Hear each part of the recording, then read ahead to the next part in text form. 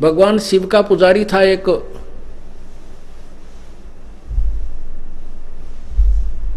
भस्मागिरी, और शिव जी के द्वार के सामने, उनके गेट के सामने ऊपर को पैर करके नीचे को सिरासन पर 12 वर्ष तक तप किया।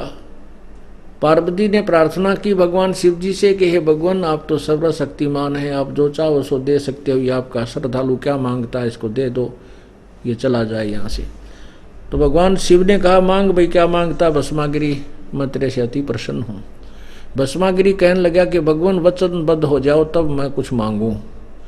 भगवान शंकर ने अपना पीछा छुटवाना था कि बारने आगे रोज निकलते दिखे, धरना दे रखा है इसने। कहने लगा अच्छा भाई तथा मैं मांग क्या मांगता है, मैं वचनबद्ध होता हूँ। उसी समय खड़ा होकर के कहा कि मुझे अपना भस्म कड़ा दे दो। शंकर भगवान के पास एक भस्म कड़ा था जिसको किसी के सिर के ऊपर रख के एक बार यूं कह दे भस्म, वो तुरंत राख हो जाता था, जल जाता था। भगवान शिव ने सोचा ये भाई साधु भक्त है, अपनी रक्षा के लिए मांगता होगा, निकाल के कड़ा दे दिया, क्यों वचनबद्ध हो चुके थे। अब वो दुष्ट आत्मा राक्षस स्वभाव का धारण किए हुए क्या मन में गंदी सोच लिए बैठा था, क्या तप कर रहा था कि कड़ा लेकर, भस्म कड़ा लेकर शिव जी ने मारूंगा और पार्वती को पत्नी बनाऊंगा। ओए होए, ओ तेरा गजब हो। तो गीता जी के ज्ञान को हमने समझने के लिए थोड़ा सा दिल डांटना पड़ेगा, एकदम उफान नहीं आना चाहिए, क्योंकि हम इनके बहुत पुराने पुजारी थे, इसलिए एक बार हमें भी धक्का सा लग गया था। पर ज्ञान को सुने और समझे, आप शास्त्र को सामने देखकर हम संतुष्ट हो गए थे कि सचमुच हम गलत रास्ते जा रहे।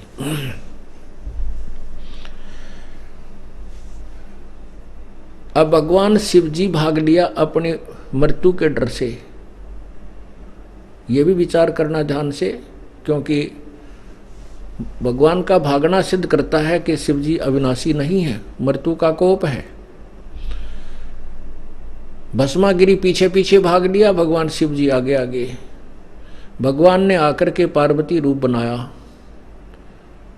और भस्मागिरी खड़ा हो गया, क्योंकि तो चाही पार्वती की थी। उसको यह भी मालूम था जब तक तेरे पास भस्म कड़ा शिव जी निकट नहीं आ सकता, अपनी पत्नी की सुरक्षार्थ भी नहीं आ सकेगा।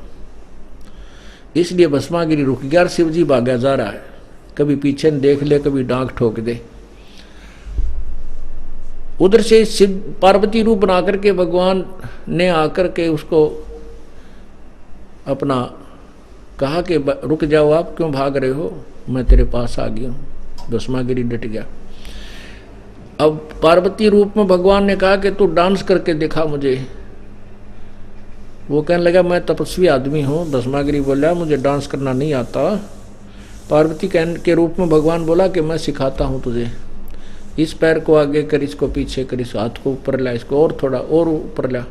वो जब सिर पे हाथ आ लिया, जिसमें हाथ में कड़ा था भस्मागिरी का, उसी के सिर पर, भस्मागिरी के सिर पे जब हाथ वो कड़ा आ लिया, कह दिया भस्म, वो भस्मागिरी खत्म हो गया। तब भगवान शिव जी का दिल डटा, वापस अपनी पत्नी के पास आया। पुण्यात्माओं,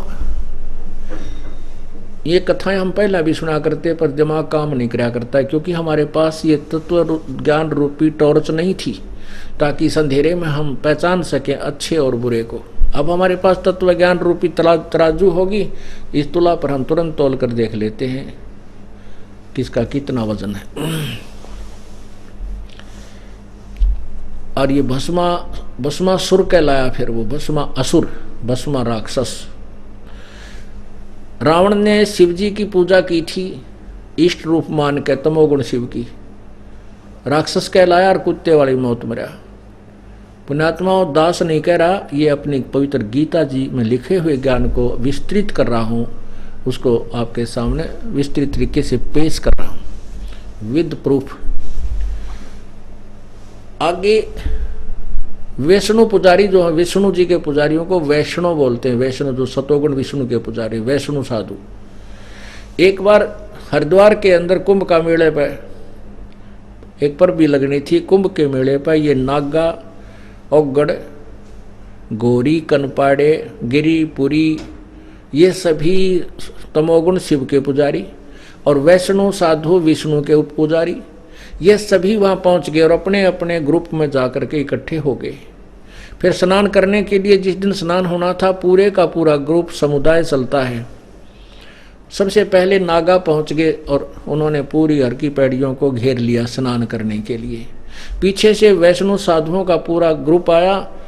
वैष्णव साधु कहने लगे, भाई नागा तुम मत नाओ, पहले हम स्नान करेंगे, हमारा नंबर है, क्योंकि हम सर्वश्रेष्ठ संत हैं, क्योंकि हम सतोगुण के पुजारी हैं, हम विष्णु साधु हैं, सब व्यसनों से हम दूर हैं।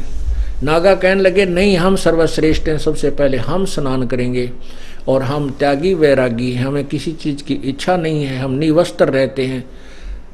विष्णु साधु कहने लगे, तुम बाहर आ जाओ, तुम सर्वश्रेष्ठ नहीं हो, तुम नहाते न धोते, शरण फिर टट्टी का हाथ भी ना धोते, तुम पशु की तरह नंगे फिरते हो, तुम कहे कि सर्वश्रेष्ठ हो, बाहर आओ। इस तरह बातें उन्होंने नागाओं को कह दी। नागा फिर अपना वापस मुड़ लिए, लट्ठम लट्ठा मुक्कम मुक्का। वो भगवान भी भूल गए, हर की पैड़ी भी खत्म हुई, नहीं याद रही, और ना ही वह पर भी याद रही जिसके लिए नान गए थे।